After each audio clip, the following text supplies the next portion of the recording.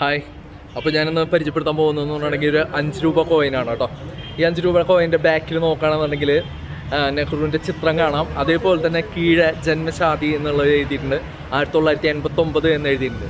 1889 നെഹ്റു ജനിക്കുന്നത്. 1989 ഈ കോയിൻ റിലീസാവുന്നത്. അദ്ദേഹത്തിൻ്റെ 100ാം ജന്മദിനത്തിലാണ്.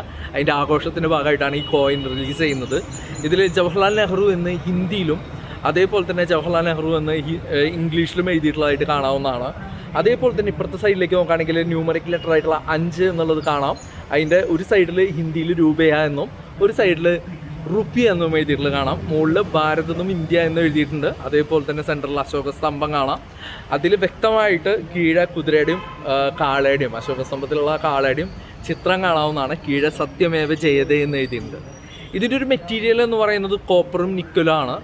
ഇതിൽ കോപ്പർ എന്ന് പറയുന്നത് 75%, നിക്കൽ എന്ന് പറയുന്നത് 25% ഈ ഒരു കോയിൻ ഉണ്ടാക്കാനായിട്ട് ഉപയോഗിച്ചിട്ടുള്ളത്. അതായത് 1989 റിലീസ് ചെയ്തിട്ടുള്ള ഈ ഒരു കോയിൻ എന്ന് പറയുന്നത്, കോയിനിൽ കൊടുത്തിട്ടുള്ള ജവഹർലാൽ നെഹ്റുവിൻ്റെ ചിത്രം എന്ന് പറയുന്നത് ഇന്ത്യയുടെ ആദ്യത്തെ പ്രധാനമന്ത്രിയുടെ ചിത്രമാണ് എന്ന് ഓർമ്മിപ്പിച്ചുകൊണ്ട് ബൈ.